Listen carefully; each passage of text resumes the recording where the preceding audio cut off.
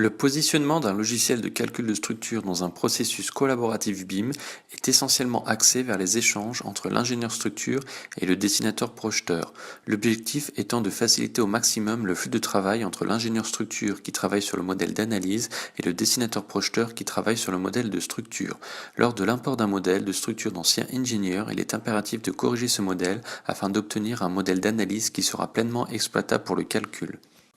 Ce travail de correction est grandement simplifié par la boîte à outils BIM de Sia Engineer qui facilite toutes les étapes de conversion d'éléments et d'alignement des nœuds afin d'aboutir au modèle d'analyse. En effet, si le modèle de structure correspond à la représentation fidèle des éléments structuraux, comme les dalles, les voiles, les poteaux et les poutres, le modèle d'analyse correspond quant à lui à un modèle squelette dans lequel les nœuds et les plans doivent être correctement connectés afin de permettre l'analyse structurelle du bâtiment. Sia Engineer permet de faire coexister ces deux modèles dans un même projet.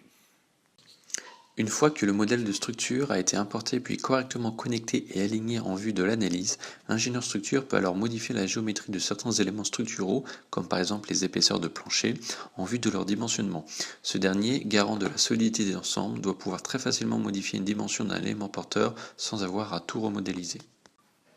L'une des étapes préalables au calcul de l'ouvrage va consister à introduire les charges sur les éléments structuraux afin de pouvoir générer les combinaisons d'actions conformes à la réglementation en vigueur et ainsi effectuer une analyse globale de la structure. La fenêtre de propriété permet de modifier très rapidement une charge sur un élément porteur, ce qui permet à l'utilisateur d'apporter très facilement des modifications et ainsi de s'adapter en permanence à l'évolution du projet pendant la phase de conception.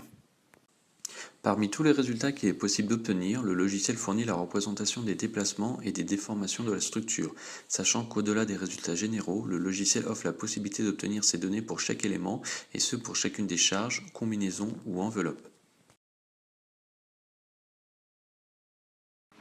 Le logiciel permet aussi d'obtenir la réponse de la structure sous sollicitation sismique.